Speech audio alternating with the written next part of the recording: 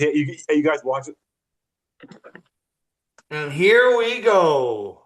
Here we Episode go. 54, Tilting the Scales.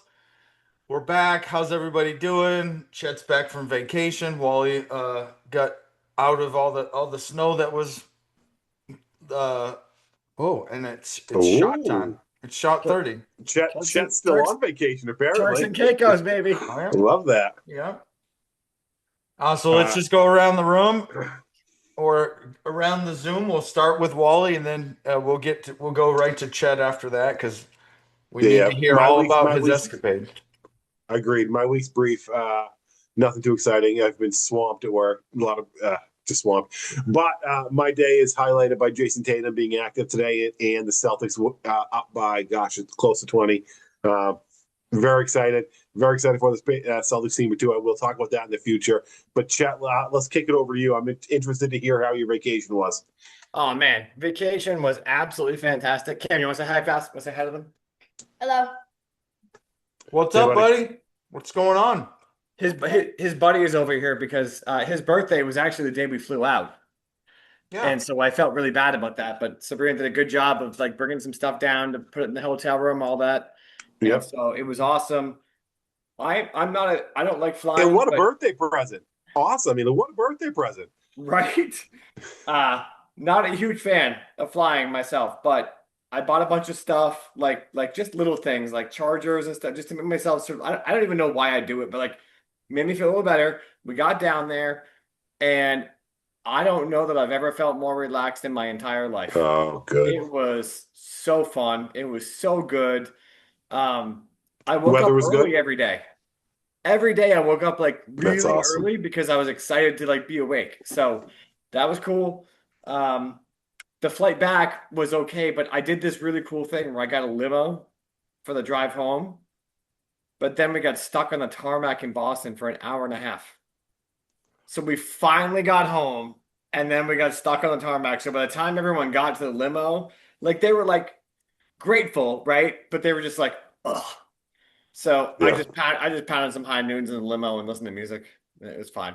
But it was actually a really good time. Really, really good time. I would recommend Turks and Caicos, Sandals beaches all day long. Nice, good. When did you get Happy to back? hear that. We got back on Tuesday, like late, actually, technically Wednesday, Okay, nice. Wednesday morning. Yeah. Glad When you were you guys back had at it. work? Oh, Wednesday. Yeah, I was in meetings on Wednesday. Oh, miserable. Yeah. Oh, yeah. Well, that's what happens. Like when your vacation plans Yeah. get screwed up by the snow. Like I didn't Yeah. really have a choice, but all good. No. So Yeah. fun though. I appreciate you guys asking. It was, and you guys both were encouraging me to like not worry about the flight and just go have a good time. And I appreciate it because it really was a good time. Yeah. You I'm happy to hear it. you had we asked for one thing. We didn't get confirmation that you landed and were safe and all the anxiety was gone and we worried the whole time. And you failed to relieve us of that stress. So I'm gonna hold you accountable to that. And No, I apologize for that actually. I do apologize. That's my bad. it's okay. Was your We room? we Could were you see water from your room? Oh yeah. In fact, we got actually the I one couldn't good throw thing us a that happened picture of with that. all You, the you couldn't throw us a picture of your water view? Oh, I will send you some. Sabrina, I'm not allowed to send anything until Sabrina makes an official post. That's her rule. So once she Yeah, makes her but official post, then I'll send everything over. it's a rules group chat with guys. rules don't We're not account for yeah. No, rules don't pertain to us. that's right. Actually, I agree with that. We're recording, right? Sabrina Bowen, I agree with these men. No. Just let her know. Like we do, we also do have rules. What happens in the group We're chat not going to stays in post the it. group Yeah, chat. We don't. We're not going exactly. to post it. We're not going to. Yeah. We're not No, going I to like talk it. about it online or Yeah, no, it's usual stuff. One of the coolest things was like where we stayed because we got an upgraded room because of all the travel stuff.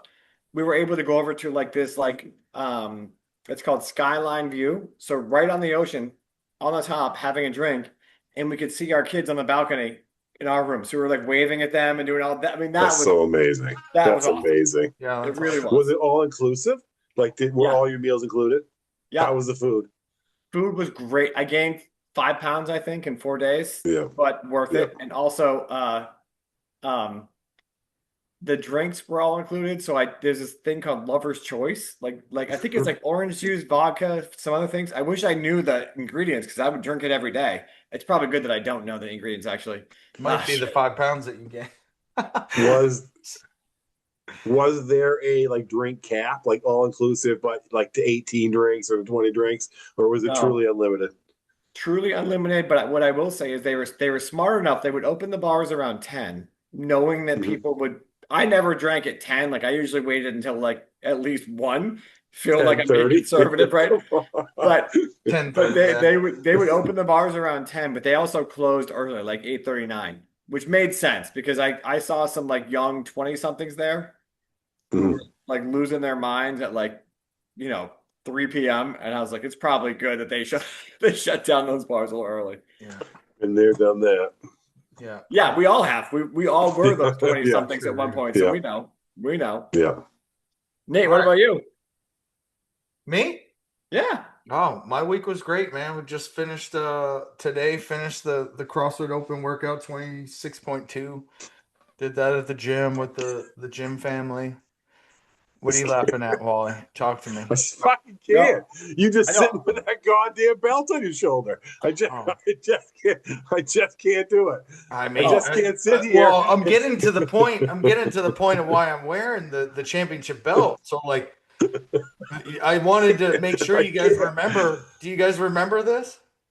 Oh, Yeah, man. Yeah. Okay. Yeah. I remember from last week.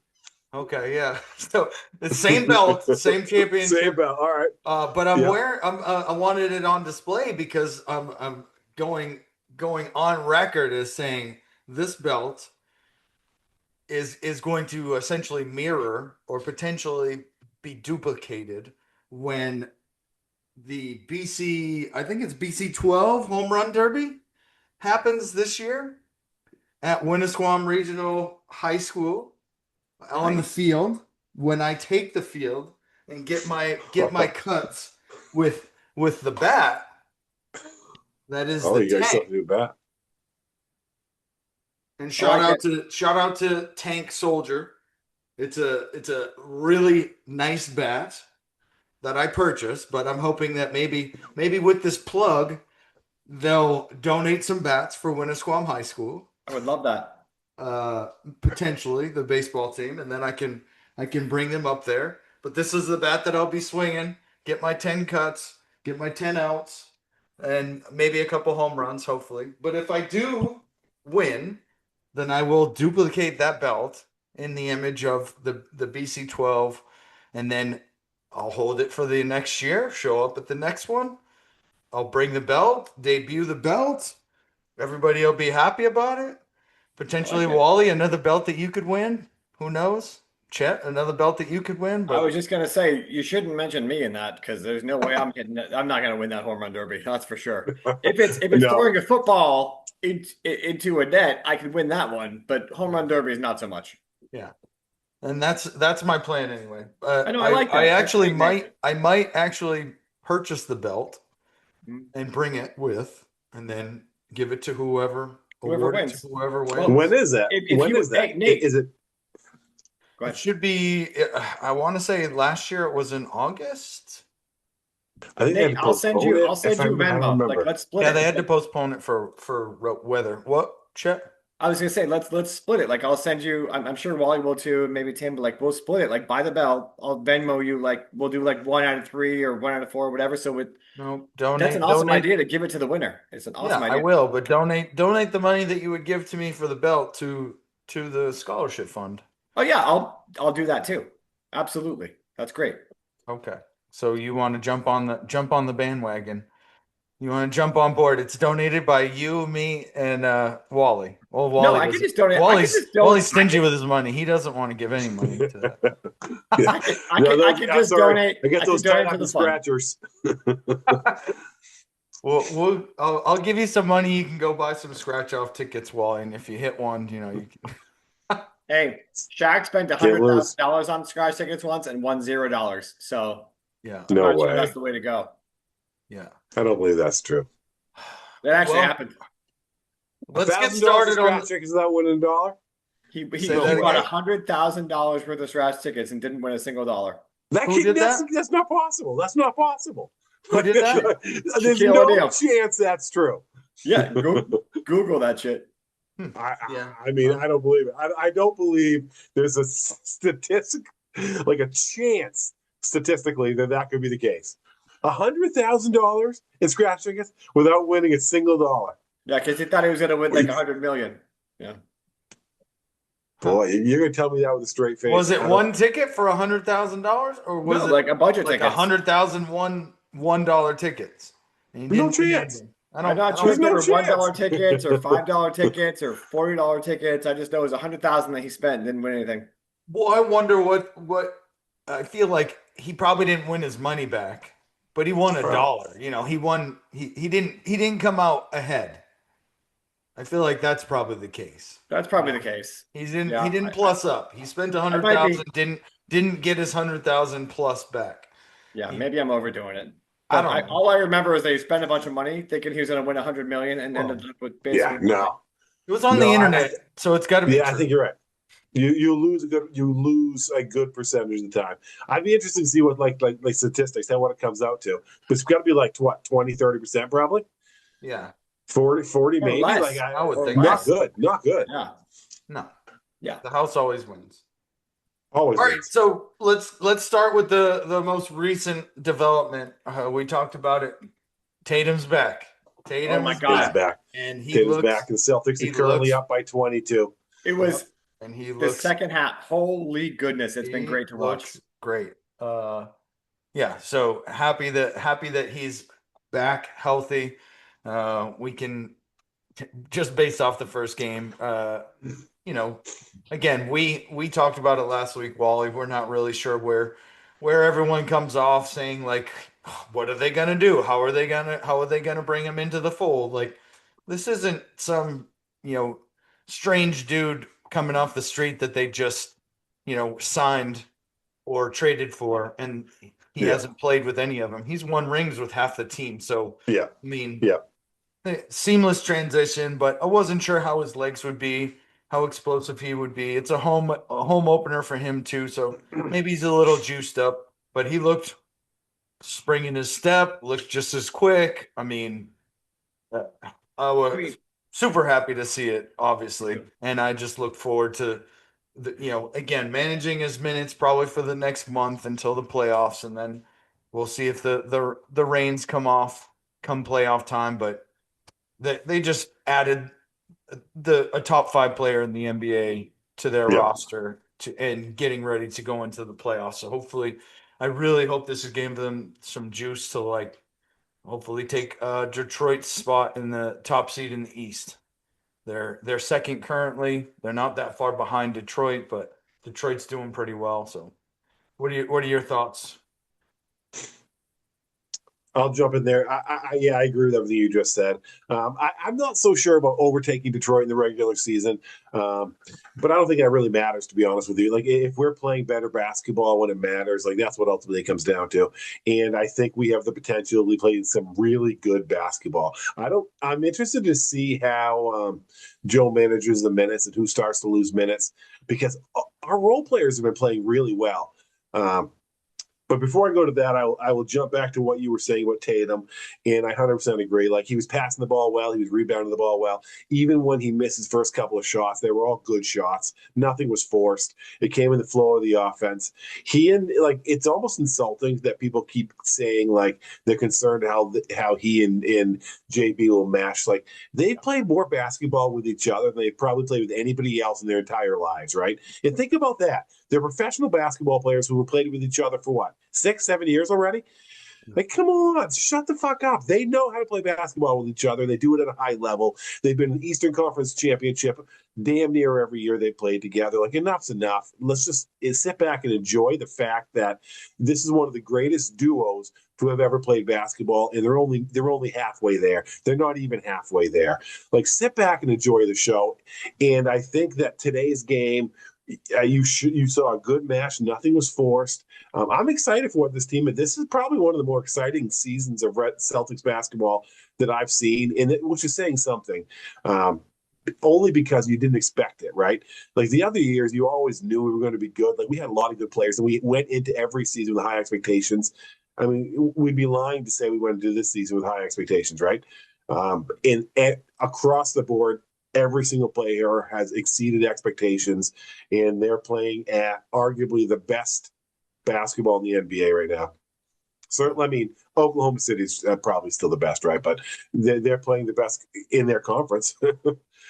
I'm excited. I'm excited to see what it brings. I'm excited to see Tatum. I'm happy to see it. So here, 15 points, 12 rebounds, 7 assists, plus 20. I mean, Jesus. Can you ask for more than that? No. First game out of the shoot. What do you think, Jeff? So no, I was watching it, and like I know it's easy to say in hindsight after it's over, but I would have said like a couple of rusty spots in the beginning, right? Like that dunk or like a couple of shots, and then once he got that out of his system, he's like, "Oh, I know who I am. I know who I am," and he just went off, That's and it was crazy. so fun to watch. It was so fun to watch. I actually think I'm going to say it right now. They're going to win this year. They can beat anybody because he's only going to get better. This is game one. He almost got a triple double in game one. Yeah. So I think they're going to take it home this year because Jaylen Brown also, I think, to his credit, did his part, played his game, right? They played together, like you said, Wally, they've been playing together 7 years. Like they know how to play together, and they're going to go get this. I think they take this thing home this year. It's so exciting. It actually is really fun. I haven't been this excited about basketball in a long time. I'm going to get on board with you with that prediction. I do think they will probably in the next week they'll probably be overwhelmingly the favorite to win the NBA, Mhm. whether it's in Vegas So. or all of the You don't think so, the Wally? media the media. No chance. Oklahoma City is still far and away the best team in basketball. They got the best player in basketball. I agree with you that they've increased their odds greatly, but Oklahoma City is like let's give the champs their due. That's a I really will, fucking but good I basketball said team. the next week, which would give them probably about 4 to 5 games to prove to everybody. And here's why I say I'm jumping on board, and I think they'll be they'll be the odds favorites. The Celtics adding Tatum last year. Tatum was one of the best players that is a non-center at guarding centers. And what Hmm. does that mean? The Celtics this year have struggled. The bigs have struggled in switching, and our defense has suffered for that. And we're still fairly good at defense, but our rotational defense and our pick and roll defense has been terrible. The last game that they played, Charlotte Hornets, that's all that the Charlotte Hornets did was pick and roll all night. It's not that JB isn't good enough defensively, but he's just not big enough or long enough, I would say. So Jason Tatum brings another level. We know that JB can guard the wing. We know that JT can essentially guard anybody on the floor. There's no doubt about that. And I think again with their defense, their defense is only going to get better, and they're going to start again transition points and also getting other teams tired through running through transition. And then again, I think in the next give them 5 games, 5 solid games, technically a week and a half, and I think they'll be on a streak to where everyone's picking them, and I think that they'll be the overwhelming odds come playoff time for sure. If it's not again within the next week, but they're only going to get better. He's only going to make them better. We see it tonight. Like, not that Pritchard isn't So good, fun. not that Pritchard isn't good, but he had a couple one-on-ones with the rookie of the year and put him on skates, and that happens because the floor's more spread out. They know who's on the floor. They got to play defense. They got to defend everybody. I mean, it, Wait, I'm sorry, Nate, just real quick. Um, you're not you're not disparaging the good goddamn name of Peyton Pritchard right now, are you? no, he looked good, but he looked good against a player that's almost twice as, not really twice his size, but I mean, what? Oh, I mean, close, Flag close. 6'9". let's Peyton Pritchard is an elite offensive player. Like I love that guy. he's been playing at an elite level all season long. He can score against anybody. He's as good a last second offensive player as there is in basketball. Like, let's give Peyton Pritchard his due. We and should. understand that. Like, I agree that Jason Tatum makes him better because he does stretch the floor, and you got to account for. I mean, Jason Tatum's an all where he's our best player. Like, so we're the second. We have the second best record in the East, and we just got our best player back. Like, Who's disparaging Peyton Pritchard? No, I was making a joke because I just I'm wanted to say asking Wally. Stay out of this chat. I'm saying when you say that he is made like I felt like you were saying that like he's a mediocre offensive player with Jason Tatum on the floor. He's an elite offensive player, and I was just saying he's been elite all season long. yes, yeah.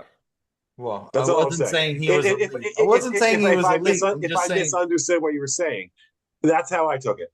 Well, you always misunderstand what I'm saying. Not Maybe it's always. the way that I Not say it. always. Just sometimes. No, I was not saying that Peyton Pritchard is not elite. I was just saying he looked good against a player that, let's give Cooper Flag his due. He's Yeah. probably Yeah. he's probably got his college legs in him right now as far as he's fatigued. It's been a long season for him, but He's 19. yeah, and he's 19, but he should he's still have already the good. energy to go out there. And Yeah. it's again, Yep. it's not like it wasn't ball movement. The plays that I was watching wasn't ball movement. The ball wasn't swinging to Peyton Pritchard and Cooper Flag was out of position and then it looked really bad. It was one-on-one situations and Peyton Pritchard is good, but it he blew by Cooper Flag like Cooper Flag was trying to dodge a bull, like had the Right. I mean, All right. it just Don't be trashing Cooper Flag. he looked bad. He looked bad. I mean, yeah, he's 19. He's had a great year. Imagine now put Kyrie in the middle of that team, and that Dallas team looks a little different than the 21-41 team that record it currently has. Yeah, for sure. For sure. Cooper Flag's had a hell of a year, and like I agree with you. He looks bad in flashes, but all 19-year-olds do. Hugo I've really enjoyed watching his game develop over the course of this year. He still has moments where he looks foolish too. When you're 19, that's part of learning. I'm excited. I think Cooper Flag has got a huge future in the NBA. He's had a big year. He's had a big year on a bad team. And I think that, again, if you put Kyrie in the middle of that and actually give him a legit multiple, who's the guy from Milwaukee? That's on their team. Who? Is it Antetokounmpo Giannis? or something like that? Giannis? No. Who's on the Dallas team that played Middleton? Middleton's on that team. He's a solid NBA player. They got good guys around him. Like I think they got the pieces in place that you put Kyrie in the middle of that, they'll be okay. Middle of the pack, maybe. I don't know. Yeah, before we move away from the I like Celtics, Cooper. we can like talk Cooper. about the rookie of the year because I have some thoughts about that. But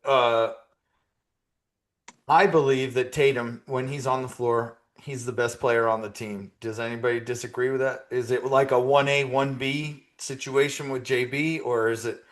I don't think he's head and shoulders above, but I still think he's the best player on the team for sure. Even the form that JB's having this year.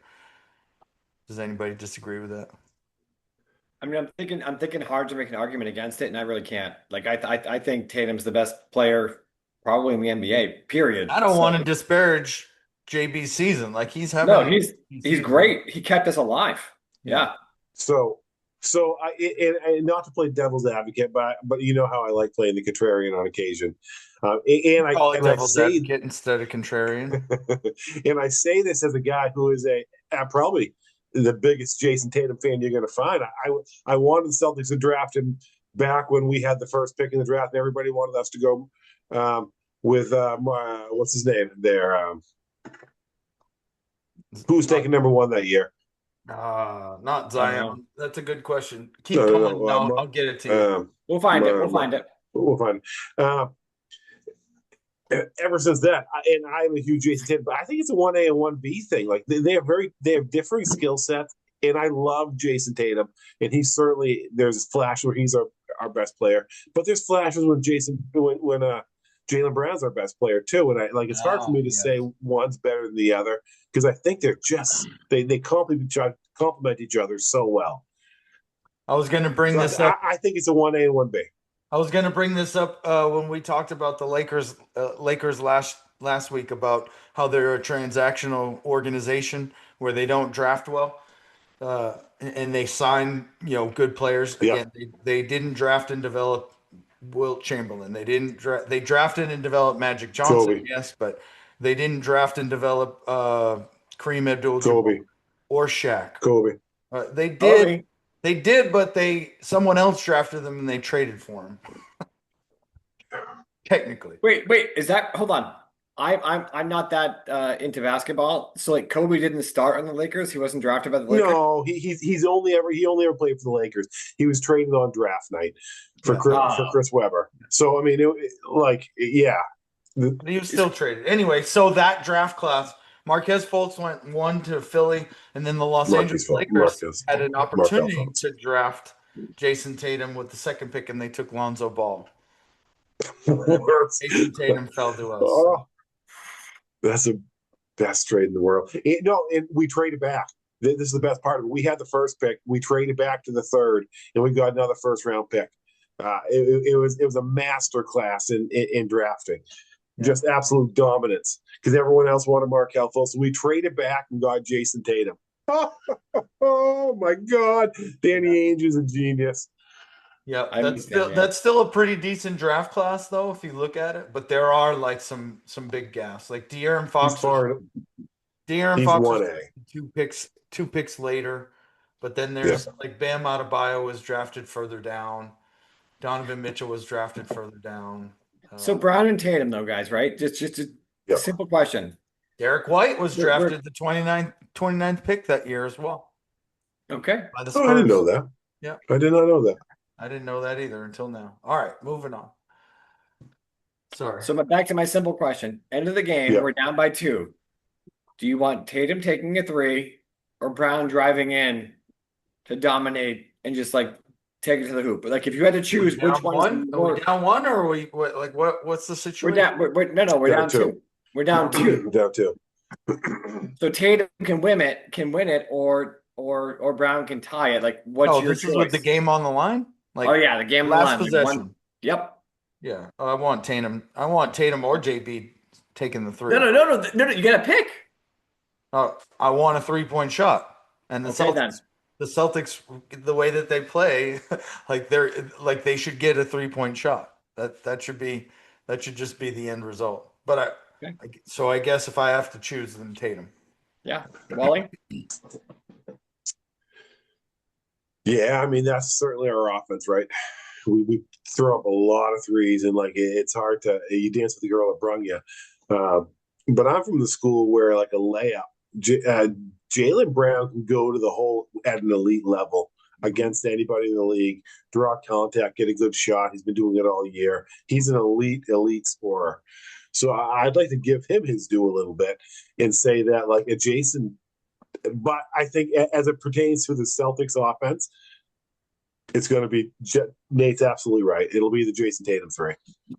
Yeah, or whoever's open for 3. In all honesty, I don't want Jason Tatum passing it, but if they can't get it, if they can't get it to him, and he's not the one, if it's being facilitated by somebody else, and he can't. So you're saying more like systemically, our offense is built to take a 3. Yeah. Yeah, I get that. I get that. Oh, and we should have there's confidence in hopefully 4 out of the 5 players that are on the court. I'm so excited. I'm so excited. Tonight. Me too, Wally. Me too. Like I was watching this game tonight, and I was like, "Holy shit, we really have a chance this year." Yeah, it was so fun. Yeah, I'm happy. All right, before we move off of basketball, let's talk about Rookie of the Year. I think Cooper Flag should have it wrapped up, but Con Canupel has a very tough. Rodas have a tough decision. He's set a record very early as well, beat the record very early, and is continuing to every night set that standard for that record, a new record every night. So, and he's shooting lights out. Both of them are former roommates and teammates. Like, I don't know. Do you think based off of his performance, and then the Hornets are playing really well, outshining the Mavericks. Cooper's the best player on a very bad team.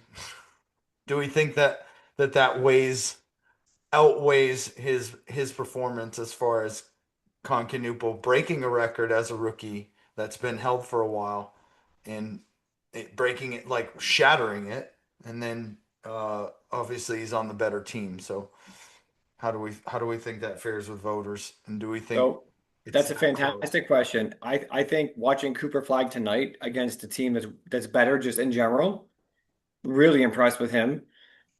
And then the other guy being on a better team gives him, I think, more, I guess, leverage day to day to do something good. Cooper Flag tonight a couple times, like did a few things. I was like, man, that guy's gonna be good. So I would give the edge to Cooper Flag, but I also would not, I wouldn't be outraged. For instance, what's the other guy's name? Concanupal. Concanupal, yeah. Yeah, I wouldn't be outraged if he won because he's done some really impressive things too. So it's a difficult one, but my vote would go to Flag to because he makes the Mavs like somewhat exciting. Yeah, gives them hope for sure. Yeah. Yeah. What do you think, Wally? Do you think it's an even I close? think I think it's tight. Yeah, no, I think it's close. I think it's legitimately close, and because I think that like I mean, what is the Hornets record? They've got a decent record this year, right? The Are they? Hornets? Are they The Hornets, Hornets? yeah, they're gonna make the playoffs. They're a playoff team. Yeah. And Dallas will not be a playoff team. So, like, I think Canupa is arguably, I mean, him or the ball kid are the two best players on that team. But their success is in large part due to his addition. Um, it speaks to me of Yeah. Duke's dominance. I'm a Duke guy through and through. I've been a Duke fan my whole life. So it speaks to me about excellence at a high level and producing NBA talent that Duke does. Um, so I don't know. I could go either way. And I don't think it's decided yet. If there's 19, 20 games left in the NBA season, it really could go either way because I think they both have a legitimate claim for it. I would probably still go to Cooper Flag because I'm a homer and he's a New England kid, and I admittedly and unapologetically root for my guys. So I'd probably defer to Cooper Flag currently. Okay.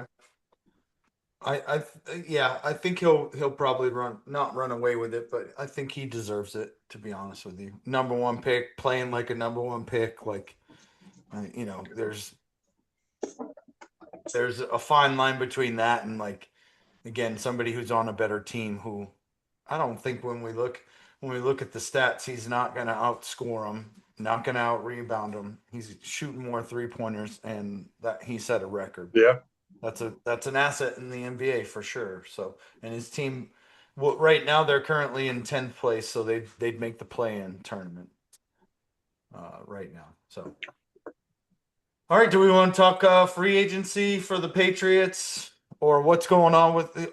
Let's talk Steph Diggs. Like, what? Obviously, when we look at his production this year, I don't know if he was a true number one. He was at times, but he didn't he didn't facilitate, or he didn't feel like a guy where we could throw the ball up to him to get a catch when we needed it. We could scheme him open. That's when he excelled. But he didn't carry the offense like I think we wanted him to, uh, and be like a true number one. Therefore, I think he wasn't worth the price that he was going to get this year. That's part of the reason why he was cut. Potentially, maybe you guys can fill in the blank as far as I know. He's still got charges pending. Is that a more serious thing, and they're not willing to deal with that and potentially fork up the money? So that's why they cut him. Are there any other reasons why they did decide to cut him? So I'll say this for Stephon Diggs. We went forward on 4th and 2 on the goal line, and he made a spectacular catch on the side of the end zone in one of the games that gave us a win that day and helped get us the seeding that got us to the Super Bowl. So you're right, Nate. He was a number one receiver some games and some games not. So I don't mind that we let him go. The charges are a problem for sure. My bigger issue is what's the replacement? Like, don't you dare tell me that like who we have right now in our wide receiver core, like we're just gonna stick with that and that only and move on. Because I don't think that's the right option. So, and I don't even think who's the Colts guy? Alec Pierce, is that his name? Yeah, Alec Pierce. Yeah, I don't think he's the right guy either. And if we get AJ Brown, I'll be happy. But if you're gonna let go of Stephon Diggs, you better have a real good fucking plan going into the next season for your wide receiver. And it better not be the receiving core that we had only. We have some talented receivers, but we need a true number one if we're gonna really still be a threat next year. Otherwise, we're gonna regress as a team. And I don't think it's like a small regression. I think it's a big regression unless we get a number one receiver. Wally, what are Yeah. your thoughts? So a lot to unpack there. I agree with you. Like, where I don't believe this was that surprising of a cut as far as Diggs is concerned. I think that his production did not live up to his contract. Yep. So ultimately, it's a numbers game. But that's not. I don't mean that to be a slander because he had a huge year for us. I enjoyed his presence in this team. He did everything we needed him to do. He was a quality teammate, said and did all the right things. Like, I consider me a Stephon Diggs fan from now until eternity. Like, I like everything he did for this team. I just don't think he was worth what his contract paid in that next year. And I feel badly saying it, but it's just what it is, right? The hard part is there's a very real possibility that you cut him and don't end up with anything better. Right?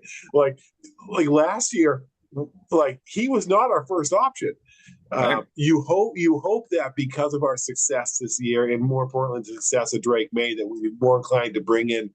But there's not a lot of free agent wide receivers. So then you're talking about the AJ Browns and like what is it going to cost to give them up? Because we have other areas of need too. And if you're Yep. giving up multiple firsts or a first and a second, boy, that's a lot to give up. So I don't know, man. I don't know. I'm interested to see what they do. And again, we said this last week and week before. Hit home runs in terms of our free agent signings last year and our draft picks. So I'm going to give a little bit of faith to Vrabel and Elliott Wolf because they hit home runs last year. So I'm in the stage where I'm really excited to see what they're going to do. I have no idea, but I'm optimistic that whatever they're planning to do is going to be better than what we did. So that's where I'm at. I'm excited. I'm looking forward to it. I can't wait to see what's happening. And that's where I'm going to go. I like that. That all makes sense. I'm hoping this is he can get picked up once he clears or before he clears, right? Like they cut him, but there's a time where he can get picked up by another team and they pay his contract. If he clears waivers, I hope that he's been willing to come back to the team with a new contract.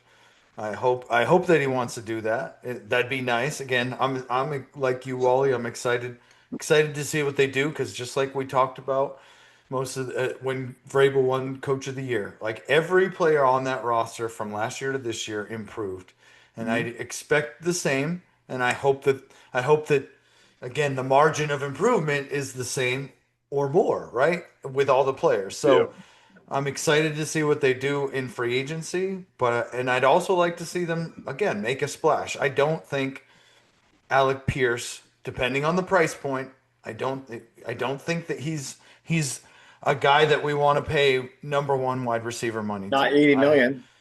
I honestly don't like seeing the Bills go out and get DJ Moore for what they gave up, and we could have been in that mix just as easily. Or at least I hope, again, this is my hope that we at least drove the price up that high. Like we made an offer and we drove it up that high and we weren't willing to go there. I don't know why we wouldn't be willing to do that, but I hope we were at least we keep that competitive balance because we want to be involved in those things. And we want to drive the price up for anybody that's trying to get better as well. So that's the Red Sox approach. Yeah, we just missed out, but we drove the price up. and never sign anybody, but you're in on everybody. Yeah, great. Yeah, I have a staunch belief that I think Vrabel wants badly to get AJ Brown. I think so too. But I also think that the price that they're willing to go to, or the price that they've already offered, is about where they want the stopping point for them. And they think it's either only going to go up, or Philadelphia isn't really actually going to trade him, and they're just listening because Philadelphia hasn't reached out to anybody. Everyone's reaching out to them, so they're not. I think that they're, again, unless it's a Herschel Walker situation, I don't think that Philadelphia is going to be willing to trade him, regardless of the offer, unless it's make me an offer. So would you give 31? I saw a post I would. I saw a post on X that said they were asking for a first, a second, and a player to be named or something along those lines. Oh, which that's insane. I think that's too much. I think it's too much. Yeah. Yep. Who knows how much of that is true or not, but that's what I saw. No, I think it's true. Their ask is what Dallas got for or gave up for Quentin Williams. They gave up a player. They gave up a player and 2 draft picks, and also got the player and draft picks. But they gave up. They didn't just give assets. They gave up a player as well. So Patriots made a trade today. Did you guys see that? I did not. No. What was it? We traded away our starting center. Bradbury? We traded Bradbury to the Bears for a 5th. Seriously? Swear to God. Well, Wally says that centers don't even matter. I have read, That's and I what you suspect said, Walt. they might be moving Wilson over to center and looking for a new guard on the left side. As in Will Campbell? Wilson's a natural center. Yeah, but he was also was he the one? He was the left tackle or right tackle, or left guard or right guard? Sorry, left guard. Okay. So I would give up. Owen Way was the right tackle, right? Oh, Owenu? Mike Owenu? He was the right tackle. A really good year. Yeah. Okay. I'm okay with that because if Wilson's, I'm okay with that. Again, I thought that they should have shifted somebody mid-season / once Will Campbell, I know Dante Scarnecchia is no longer with the team. Yeah, he played center at Georgia. Yeah. Okay, so he's a natural center. I don't hate that then. We need to do something on our offensive line. So I like Wilson. I think he's got a bright future. But I wonder if they're going to get a starting big left tackle, move somebody over to guard, get a starting left guard. I don't know, man. Something's going to happen. You mean someone named Will Campbell to left guard? I don't know, man. I don't know. I don't know. If we can get an elite left tackle for Drake May, do you pass up on that? No. If you have Drake May as your quarterback, you do whatever you can. And then you move Campbell over. You move Campbell to guard for the time being, and see what the future holds. 100%. Or right tackle. Moses is long in the tooth, man. He ain't got too many years left in him. No, I agree. But I'm talking for next year. Yeah, for next year, I would move him to guard if he's okay with that. If we have an elite left tackle, like I love Will Campbell. I think that he's got the right attitude, all that stuff. But I mean, man, he had a tough time in the playoffs. And Drake May got sacked, what was it, 5-6 times every single playoff game? I told you guys, it's those short arms. I've been telling you all along. None of you guys listen. He wasn't 100%, man. None of you fucking guys listen. Didn't he have surgery at the end of the season? He 100%. Yeah. No, he was injured. But don't be throwing slander out there. I'm not trying to be slander. I'm just saying that we just traded our starting center, and we've got to hypothesize about what that means. Yeah. In a possible, and I'm not saying I'm for or against it, but a possible outcome would be that we slide Wilson over to center, slide Campbell over to guard, and sign a left tackle. I don't know if I'm for or against that, but that's a possibility. Honestly, that's a real possibility. A real possibility is also that we go out and get a left guard, an elite left guard in free agency, 1,000%. and then shore up that left side. Yep. Because Will Campbell is He's not elite yet. I think he will be, whether He it's will at be. guard or at left tackle. Like he's Yep. He will he be. wants to be elite. Too bad for it not to happen. So Would you guys I give think up that'll happen. 31? So For what? can I ask you? You go ahead, Chet. Sorry, I know we're all talking over each other. My bad. But I said, would you give up 31 for Max Crosby? Yes. I think Crosby just got traded to the Ravens. I saw a text at Crosby, What? and I want to confirm this. I haven't seen it. I just saw it via text. It was Crosby Yep. Ravens to acquire Crosby. 2 firsts. Yep. Ah. Yeah, that's He's good for Baltimore. he's gonna be so good on the Baltimore Ravens. Like he is their type of player. He is gonna be so good on that team. He's going to be way too good. They're going to be Although like, they're gonna have a new head coach. Who knows what that team's gonna be? Oh, they have a new head coach already. all Yeah, right. So then, yeah, then, that's then what I'm saying. what about 31 for AJ Brown? Would you do that? Because I would. Yeah, but I don't Yes. think they would. Let Everybody me ask you would. this. Everybody would. Kansas City would do that. Like, I mean, Yeah, but that's not what it's going to cost. It's going to cost more. Yeah. Like, if we, like, in all honesty, not saying that we should have kept Stephon Diggs, but maybe we did. Hey, Philly, 31, number 31 and Stephon Diggs. Right.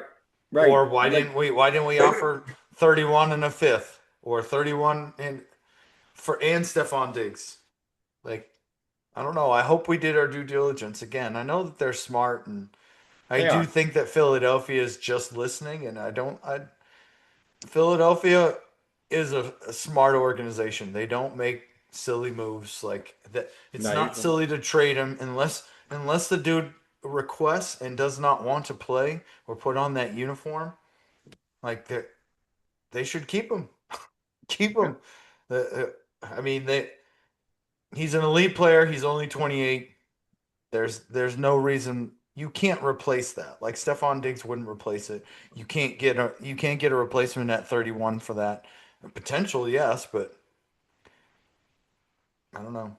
That I'm with you. I just think it's going to cost more than that. I would bet money on that. In the Especially, NFL, you don't want you to give got away to. your best players. I get that. Well, I mean, you want to.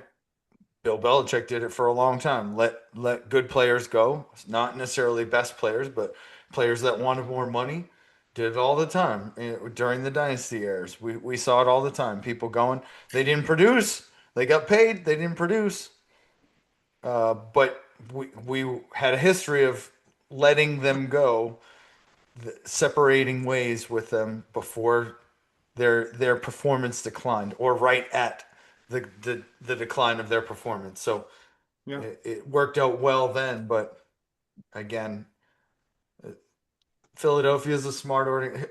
As they are smart, they do some really silly things, and I don't know how they recover from it. Meaning, they win a Super Bowl and hire a new coach. Like, why do you do? How does that even work? And then you go to the Super Bowl, or you're still competitive. Like, Yeah, I they're know the good. team's the same. You didn't trade the team away, but dang, you fired the coach and hire another one. And then they did that twice.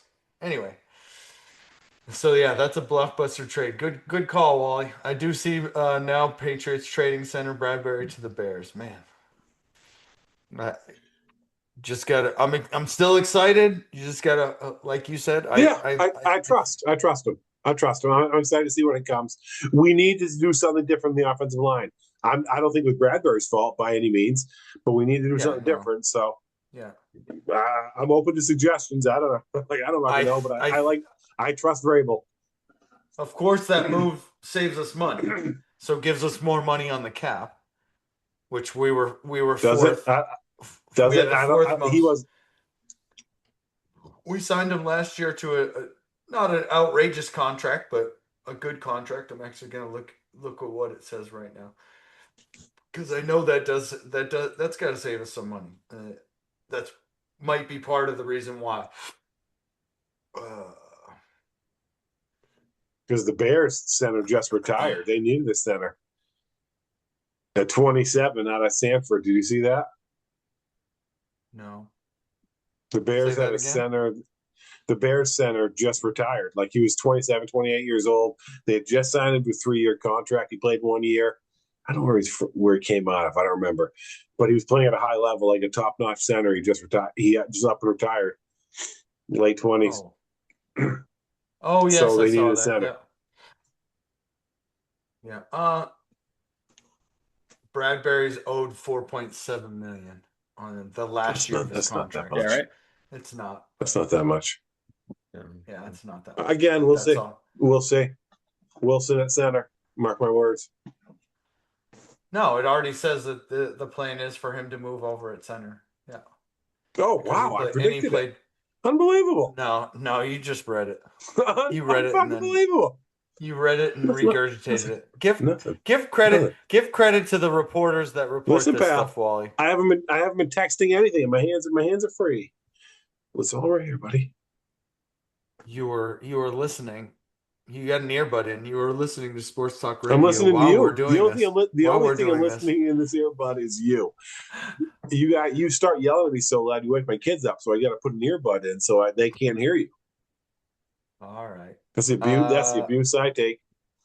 Do we want to talk anything else sports wise before we move on to our No, let's move. Let's move right on. yeah. All right. That's what I'm So gonna I'm wearing this shirt, We the People. do. See that? See that? From Relentless Defender is the name of the company. So I'm wearing it because, we the people deserve to know what the end state is with what's going on in Iran.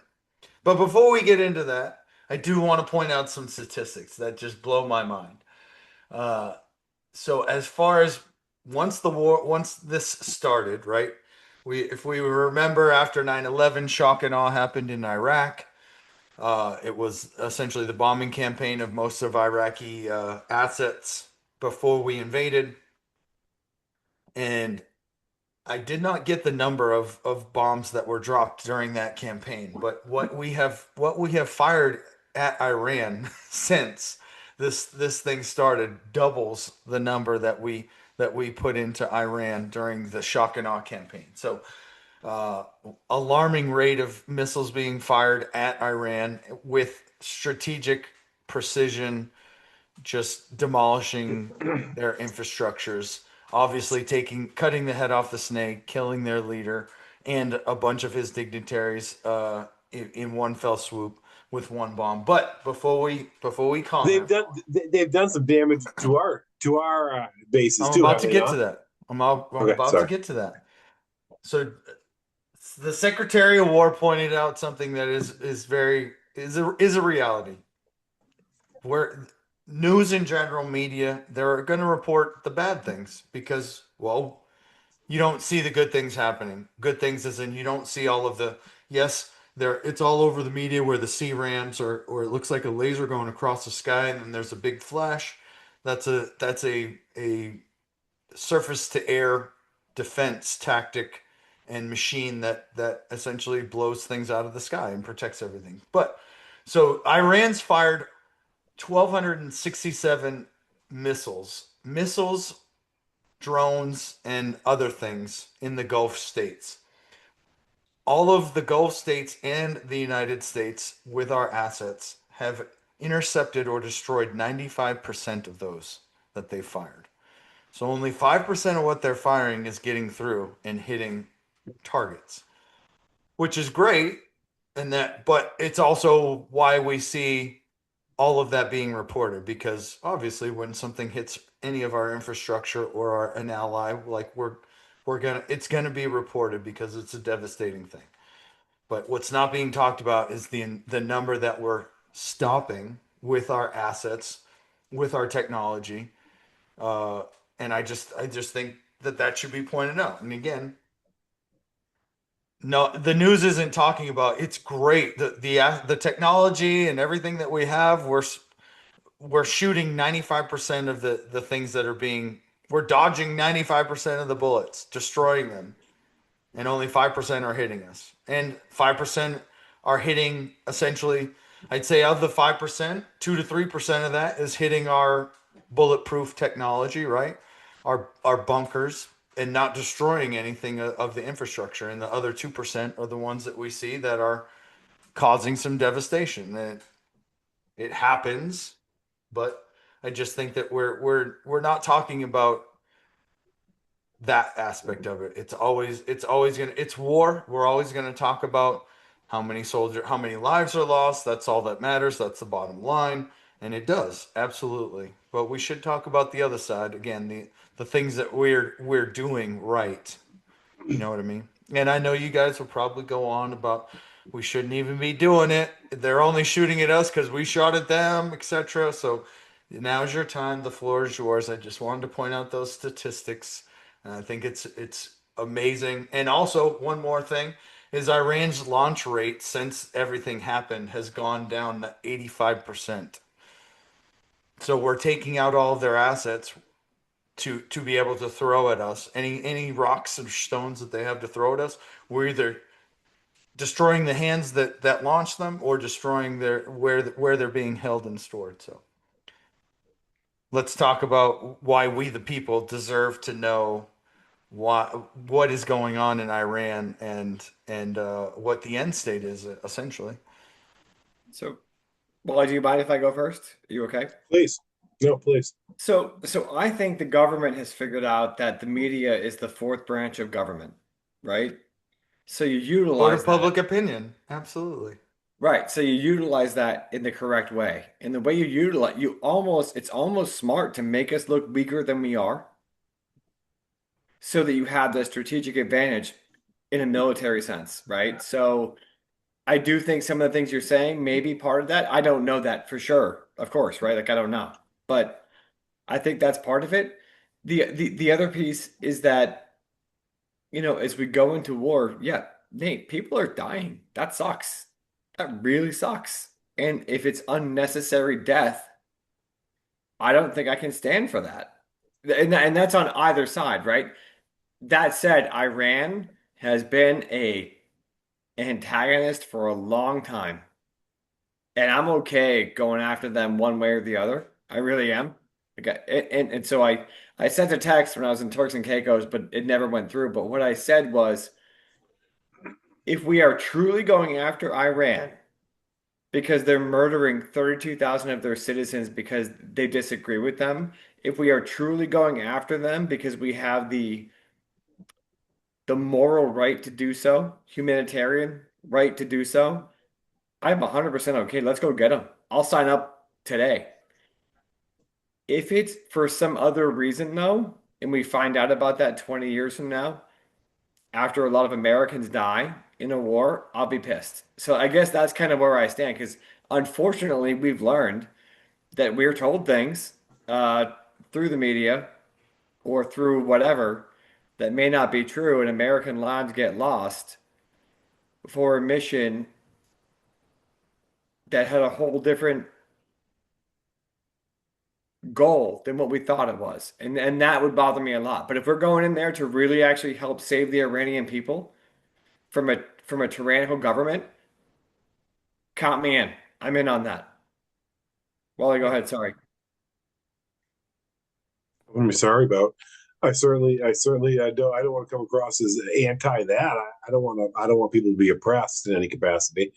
But I think we'd be remiss not to look at what led to our current dictatorship or whatever you want to call it in Iran, and that is through multiple instances of the U.S. involvement in their politics and overthrowing one government to install another one. And like the reality is, when can we learn our lesson is to leave these other fucking countries alone, like we were promised would happen with this current administration, who was elected not primarily, but in large part due to a promise to stay out of these foreign conflicts that don't involve the U.S. and don't involve us having to mediate them.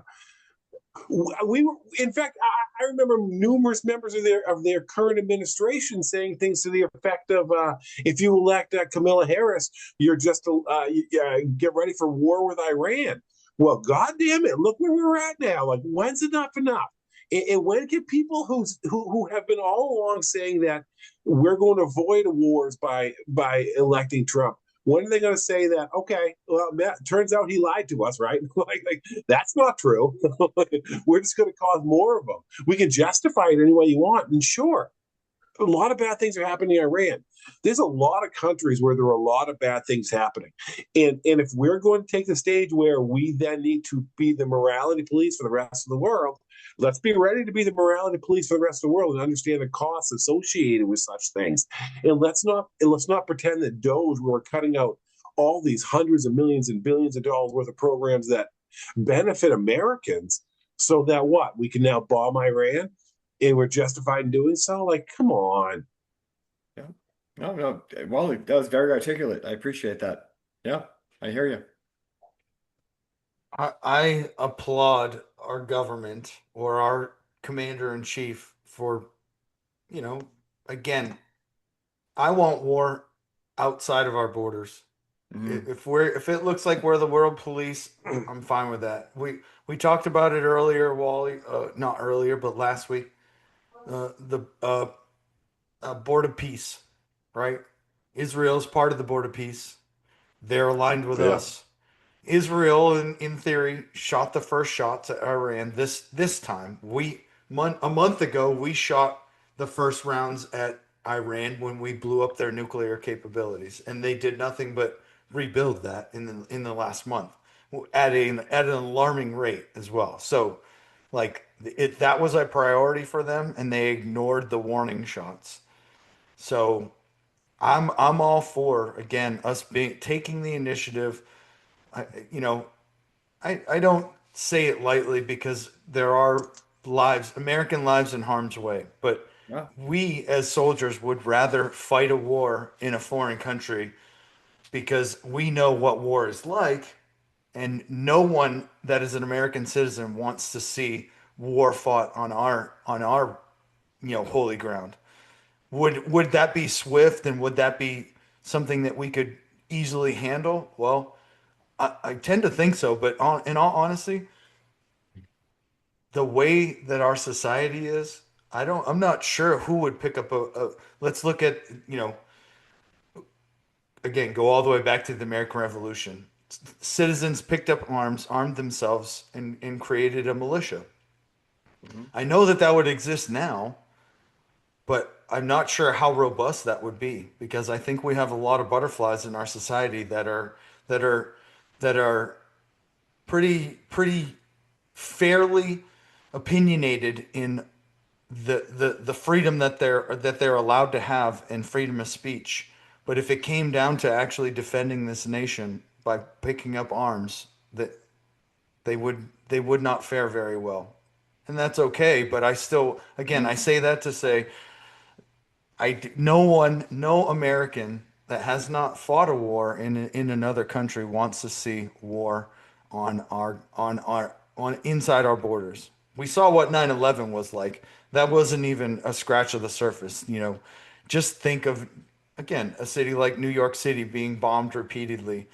Uh, Chaos ensues. The enemy is all around you, and how do you defend yourself? How do you feed your family? Like there would be a lot of things that again people aren't used to, people don't understand, and I Okay. think go ahead. No, so yeah, I agree with that, right? Like, no, in no way do I want to see a war fought on American soil, right? So, like, but I don't feel like the only other option is to then bomb the shit out of anyone who might potentially be an opponent. Like, there's got to be some sort of middle ground in between the two. I agree with you. I don't want to. And if the only way to avoid a war fought on U.S. soil is to bomb somebody else, fair enough, right? Like, hands up, I'm with you 100%, right? But I just don't know that we were at that point yet. And I feel like there were stages in between where we might be able to handle things diplomatically. And potentially the long term uh, downfall of us reacting in such a way where we just bomb the shit out of our neighbors or not our neighbors of other countries. Like, does that not put us at more of a risk in terms of like the enemies we're creating by doing that? Like, I think that's a fair argument to make, right? This sort of diplomatic approach hasn't worked for quite some time. This is Obama bombing. This is. I mean, we've. Oh. Can you hear me still? Yep. Hmm. My earbud just died. I Oh, We can't can hear you. hear you. Oh, there you are. we still hear you though. Sorry, I got distracted. It's all right. No, so honestly, I'm okay being the world police if we're doing it for the right reason. I'm actually genuinely okay with that. But I heard, and I don't know this to be true because I'm not on the front line, but if we actually bombed an elementary school, even if it was an accident, fuck that. Not worth it. Not worth it. There, there, So, there no, Nate, is. seriously, not worth it. Like, like, I, like, if, Chet, what's being reported, what yeah, Iran, the information that Iran gives us and yeah. gives the media about where our bombs are hitting, like that, you really think that that's truthful knowledge? I didn't say Both that. I said I sides, don't both know. sides, both sides definitely only put out the information that they want out there. Yeah, We're not reporting or showing video of American assets shooting down or defending their ground because we don't want one as soon as that video's out, somebody knows where that location is, and that'll be yeah. either a target or that gives away our assets. So I the agree. things that we're hearing about, again, the news is the only reason why we hear about bad, because obviously we're not going to show a video of us intercepting 37 drones and showing the fireworks that are ensuing. They get that from their own people on the ground that are going to send out their intelligence back, So fine, right? I had no Uh, problem with that. Nate, if we bombed the elementary school, even if it was an accident, are you cool with that? hmm. I know the answer is no. I'm saying that it did not even happen. I'm saying that it was not it was not an elementary school, and it probably wasn't even. It probably Okay, wasn't. better not then. Let's also make an assumption. A drone. What was reported? A drone hit a hotel in Dubai. Yeah, Not true. The shrapnel from right. the drone flew in. So, what is probably true is that some shrapnel or something that was not intended to hit the elementary school fell out of the sky and hit the elementary school. It was not. It was not. It's again. We are the only ones, and I can attest to this. We are the only ones that follow any kind of rules when it comes to war. We do not target religious Oh, assets. We don't target schools. We don't target okay. hospitals. Like we're the only ones that follow those rules, along with Israel, who is our again. They're the ones that Our shot ally. But Nate, the that's first why rounds. that's why I was really careful to say even if it was an accident, it's not worth it. Hmm. That I was careful to say that because man, kids, just stop and think for a second.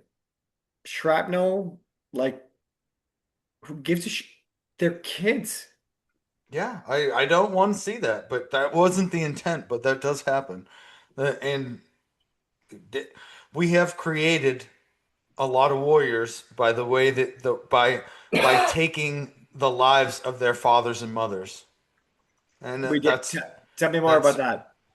I mean that's the truth. If if a foreign invader came into this country and Mhm. started killing soldiers, there would be a line of warriors, a lineage of warriors for generations to come that would come up because their parents were slain by a sworn enemy. Of Like, course. and that's the truth. And I don't disagree with that. We do want to win hearts and minds. And again, a lot of we could go back and forth about the censorship of the Iranian government and what's allowed to be talked about Western countries and exactly what goes on in America and what exactly goes on in Iran and that country and how things are run. We could go on and on about that. Like, but that is a dictatorship that censors the public to information that only they want to get out there. And the truth is it's not that they're uneducated. They won't educate their women. That's a true Well, fact. they won't, and that's a true fact. I agree with that. So in my mind, the way that we work is this. We are diplomatic. we need to be diplomatic. We don't attack first. That's like part of what gives us moral authority, right? But you come after us, like Nate, someone comes after you, I'll Mhm. die protecting you. Wally, someone comes after you, I die protecting you. Like same with my kids, like that kind of thing. I'm cool with that. What I really start to have a problem with is when we attack first. And I'm not sure that that's not what's happening right now. And so that part of me is like American soldiers, real people, real family members are dying because we decided to attack first. And a lot of me thinks that, and I guess I may be wrong, but the president, Trump, seems to be all about just like himself in his own Okay. legacy. And I think a lot of this that's going on right now, like we're gonna take Greenland, we're gonna take Canada, we're gonna go after Iran, we're gonna go after Venezuela. Like he's trying to say, like, I made an impact. It's like part of me sees like this narcissism, and I hope I'm wrong. Nate, I want to be wrong. But part of me No, I sees that don't. it's very I dangerous. can't. Yeah, I can't argue that. Again, everything that's been done has been without Senate approval. Yeah. And and again, with if he's why are we not talking about impeachment? If he's violated a whole bunch of laws and processes, why are we not talking about that? Why is all the Democrats or all of the people in the Senate that want answers, are they afraid to say that? Is somebody afraid to start that process or accuse them of that? Because I don't know. Again, that's why I'm wearing this shirt. We the people. I want to know what the end state is because I don't want another 20-year war, Yeah, Yep. and generations of fighters and soldiers losing yeah. lives. Like I don't want that. That's not. We don't need that to stimulate our economy. I do agree with what's happened so far. They disabled the Iranian Navy in less than a week because they were also mining and trying to disrupt trade in the Yep. port of or the Strait of Hormuz or whatever it is, which I think it's like 30% of the world's oil goes through there. So, like, of course, we don't want the world economy to be affected. And Any again, concern about let's Russia's involvement? uh me no. No. I All have right. no concern. I have no concern with anyone's involvement because we we we go back to Venezuela again. Like we kidnapped a president of a sovereign nation overnight, right? And didn't lose a life. Didn't lose a life. Not one person So was harmed. He that's was what we do awarded the. now, huh? We just overthrow sovereign nations. That's I just mean, that's just part and parcel we didn't. of our new We identity, huh? well, let's state facts. We kidnapped and imprisoned the president that was creating a whole bunch of. We'll simplify it and say bad things. He was doing bad things. He was voted out of office and wouldn't leave, and the people voted somebody else in. So Yeah. all we did was kidnap him, imprison him for the things that he's done, or we're questioning him. I'm not really sure if we're going to release him. I don't know. But all we did was essentially put the person in place or give them the capabilities to have the person that was voted in office to now occupy office. So So Nate, I'm Who not gets trying to to be so who obnoxious, and I'm gets to really sorry, who but gets to like, oh, go ahead, Molly. Go ahead. just one quick question, and then you can I apologize. Who gets to determine what's right and wrong? who gets to determine? Great Yeah, question. yeah. So like if one side's versus the other, Well, do you think it was answer me this? I'll answer a question with a question. Do you think it was wrong of us to take out the leader of the country that would said that he would not leave and threatened to assassinate the person that was voted in office? You think that it was wrong of us to go in and take that person out of office and allow the person that was elected to go in? I'm not saying I do. If Hmm. you want me to answer a question with a question, I'm not saying I do. Like, fine, if that's the stance we're taking, we have to be willing to take it universally, right? And there's a lot of places that don't even have elections. So do then with these Middle East families who are in power for multi-generation, should we decapitate them as well? Because there aren't free Well, elections there either. There isn't free will there either. I think that we have a good process in place, while and we have world economics and world economists that can slightly predict and say, hey, Venezuela is a huge influence on the world Okay. economy and all this stuff. And if that country in the middle of Africa that has a leader that's again won't leave office, like if they don't Sure. affect the world economy, that's also why we are the world police, because we I don't know. Maybe we stick our nose where it shouldn't be, but I I think that I like to think that our government and even our commander in chief do things for a moral reason, as well as, a reason that would benefit our hemisphere, our side of the world, the Western economy, not, you know, I think that we do. I like to think. And I do agree, like I don't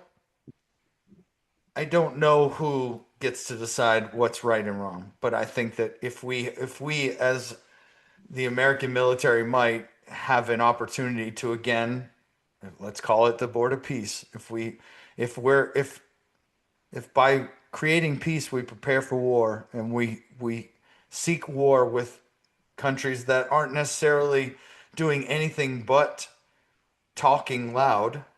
However, if we look at Iran, they're already at war with Israel. They fund Hamas. Like, so, and that's not, what did Hamas do? How did they get in? How did that war start? They invaded a country, essentially walked into a celebration and started killing innocent people. And that was all funded and approved and helped out by Iran. So I'll say this. If I found out that Obama, Clinton, any of them were actively working against United States interests because of their own personal narcissism, I'd be against them. So Nate, my question for you is this. It's so simple. You find out that Trump is doing this, everything he's doing, and it's really not about the best interests of you, me, Wally, our families, the troops. If you actually figure out, I'm not saying that's true, but like if you come to the conclusion that everything he's doing is more about his ego than about actually being one of us, would you find a way to go against him? I mean, again, we have processes in place. If the Senate feels that way, they should be talking about impeachment. Like if they feel that way, I don't know why. Tell me why. Yes, I would not be happy if our commander in chief is doing things because one, he's a narcissist, or two, they're going to benefit him in the future or his bloodline, etc. Yep. Like I don't agree with that 100%. I think again, I'd like to think the dude is a very savvy businessman. He knows about the world economy. He has his tentacles in probably a lot of things in the world economy that we don't know about. I I like to think again, he's not doing this. He's not backing Israel because it benefits us. He's backing Israel because it's the right thing to do for both of our countries. Yeah, no, I really hope so. I really do. Because if that's true, I'll be the first one to be like, great president. I just Oh, he's got a ways to go for that. Again, like I don't see it. I'm not. I voted for the guy, but again, I'm not.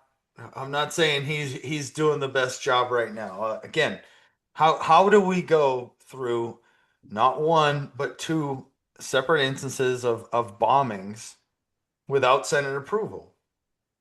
Not Like great. the bombs dropped on the nuclear test facility were not authorized by the Senate, correct? No, they Correct. were not. And again, I don't what does that mean? Does it if we have a president that's willing to do that without Senate approval, is it just off a whim? And these Yep. these checks and balances exist for a reason. Like, is it just him and the Secretary of Defense, and then all of the commanders of the military that are in agreement with him? And is So anybody again yeah, I fighting mean, back or saying, "Wait, why are we doing this?" Like, we should all be concerned about that. 100%. It's even more important with that. It's even more inbred. He's systemically gotten rid of anyone who's willing to say, "Hey, you're doing something that's not right here." Right? He's done it at the district level. He's driven the people out of the F. Anyone who ever had anything to do with an investigation into his malpractice his first time around was fired. Any district attorney that could potentially ever go against him was fired. He's weeded out anyone who ever opposed him in federal government, even at a like district and lower level. We should all be very concerned about this. I I've been am. saying this all along. He's getting rid of anyone who says anything against him. He's going against the Supreme Court right now, and he's going against GOP nominated Supreme Court justices. He's already got rid of the district judges who oppose him. If we're not, if people aren't seeing what's going on, we should all be ashamed of ourselves. I agree with that. I'm not ashamed of myself. No, you shouldn't be. You're an I'm seeing American what's soldier. going on, but again, why are we not? Why is there not? I haven't even heard a hint. Not anybody reporting impeachment. Like this is grounds for impeachment. Like we should. This process should start. He controls both houses of Congress. To impeach, you need to come up through the House into the Senate. You don't have that ability right now. He controls houses lock, stock, and barrel. But is somebody afraid of being like blacklisted or something? Yes. There's got to be. There's a whole bunch of people in the Senate that speak out against them. So why is someone not saying that? The moderates are getting driven out of federal government. Anyone who dares speak out against the president, they run someone to the right of them. And the federal money goes that way. The Democrats do the same thing. So I'm not trying to be partisan. No, Democrats aren't innocent. But there's truth to this. Like what's happening right now is really bad. There's no middle ground. There's no moderates anymore. The moderates are all retiring and driven out of federal government. I'm a 46-year-old moderate, but I mean, how old are we really? Well, you're conservative. No. Don't you dare. I'm just a 46-year-old man. Fucking man. You're a stud. You're a stud. Don't shortchange yourself. Thanks. I won't have it. Not in my presence. I'm blushing. Can you tell? Hey, I had to go upstairs and take care of these kids because I cannot believe they're still running around. I have to coach them tomorrow morning at 10 a.m. Oh, you guys got a game tomorrow? Oh, yeah. Are you coming back or are you? I'll come back. I'm gonna pause for now. If you guys want to, if you're still here, then I'll be back. All right, we'll talk to you later if you get back. Perfect. Good luck tomorrow if we don't. Thank you. Did you want to talk about Kristi Noem? I want to ask you about Kristi Noem because I feel like this is a good barometer for kind of like the insanity that is like in people's ability to see things for what they are. And I'm curious what your take on this whole situation is. And then I'll tell you mine. I honestly don't know enough about it to comment, other than I'm reading an Instagram that she's thanking Trump for being appointed as the special envoy for the Shield of America, or Americas, as she says, and also thanking Rubio and Secretary of War. Secretary of War. I meant to title the last segment War and Peace because it's the Secretary of War and Donald Trump, the Board of Peace president. But I messed that up. I'm saying it now, though. Maybe I'll clip it and go back. So she was the Secretary of Homeland Security, obviously headed up the immigration initiative. Was fairly successful in that endeavor from a perspective of kind of their intent, obviously. But she was also what's come to light over the last couple of weeks was her extravagance in terms of the money spent for. There was an ad campaign where she centered the ad campaign again around herself, and she went to various American establishments, Dakota, Mount Rushmore in similar situations and spent hundreds of millions of dollars to do that, aimed at immigration, I guess, to some certain degree, but certainly to elevate her own identity. She's bought luxury jets. She had an affair. She reportedly, allegedly, had an affair with Corey Lewandowski, one of her lieutenants. I think that she's repeatedly shown an inability to manage at that high level, and I think it's indicative of a lot of members of Trump's cabinet that I'm really concerned. I'm really concerned about the level of corruption where you're cutting like. And this is where, like, as a U.S. veteran, I'm curious of your experience with the VA because I'm looking at what they cut from the VA: 4,000 plus doctors, thousands and thousands of nurses, in an effort to cut funding. And if they think that's so inclined to do so, I guess, but then they're spending hundreds of millions of dollars for luxury jets. The head of the FBI, Kash Patel, is going to party with the U.S. hockey team on his own private jet. They're spending lavishly on ad campaigns that show only their face, and they're still cutting out hundreds of millions of dollars in funding for people like you and I. It doesn't make any sense to me. Like, we're living in a bizarro world. I guess. I mean, why aren't more people talking about it and doing stuff about it? I think there are. I'm talking about it. I'm talking about it to you right now. No, I know, but I mean, you've said it before. This podcast hits like 4 people. Like, why are people in the Senate not talking about this? Why are state representatives not talking about this? Like, we live in a very partisan society where people are less and less inclined to find moderate ground. So it's like it's hard to know what's true and what's false. You got the left yelling at the right, you got the right yelling at the left, and they've got different set of facts. So everything you hear, you're like, well, is that true? Is it not? Are they lying? Are they true? Like, you know what I mean? It's really hard to differentiate truth from the lies. so everything that you said about Kash Patel and Kristi Noem, that's all. Is it 100% facts, or is that just what's put out there? I mean, it's part of the problem as well. A lot of it involves pictures. I saw Kash Patel. I watched an interview with him with a hockey team pounding beers. So a lot of it is like I saw with my own eyes. But some of it is facts that I don't know, man. You're right. This is my point. I don't know. Who knows? Who knows what's true or false? It's kind of scary, don't you think? I do think I should, with the Kash Patel thing, we talked about it last week as well. But like, who was the person that represented the United States with the most authority watching that game? That is an elected official. Was it him? No. Let's assume that it probably was.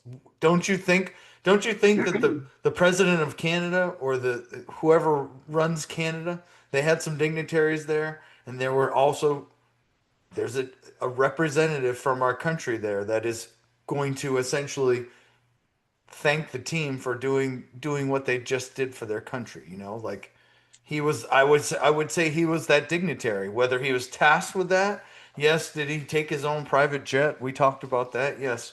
But somebody should have been there to root for the United States in the gold medal game, don't you think?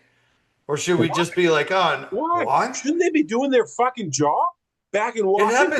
It happens every 4 years, Wally. Party.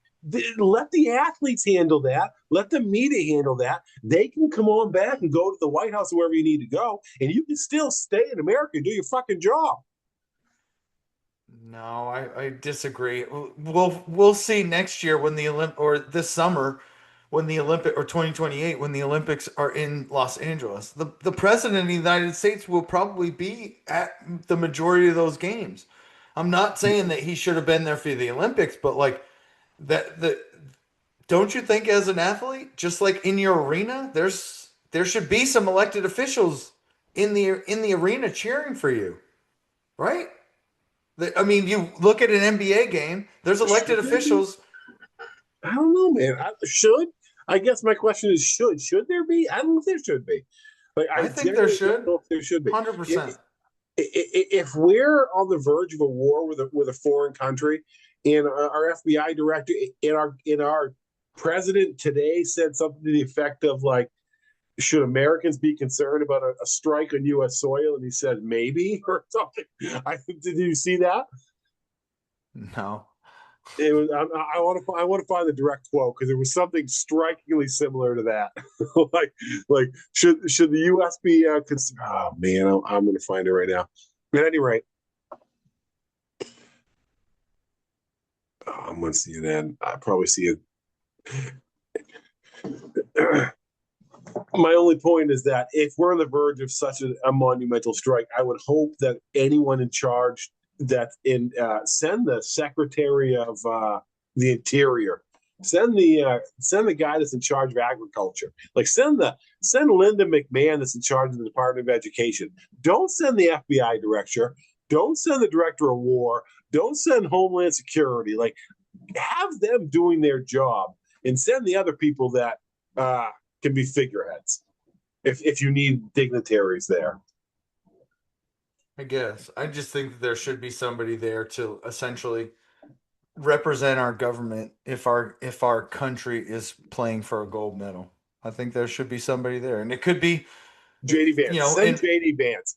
Well, I'd say do anything. Well, I'd also say in some cases it might even be holy shit. Like Jeff Mosh is calling me right now. I should answer. Should I answer? Sure. Tell him you're live. Jeffrey. How do I make this podcast go? You're live right now. Nate will text you a link. Can you text Jeff a link? I can send it to him, yeah. He should have it, but I'll send it to him. He'll send a link to the group text right now. All right. Clothing optional? Clothing optional, yep. All right, good. All right. We'll see you in a bit. You got it.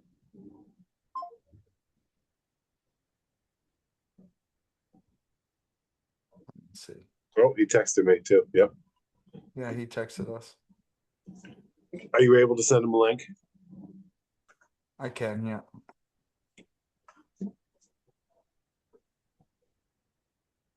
It's perfect timing. Jeff's left of me.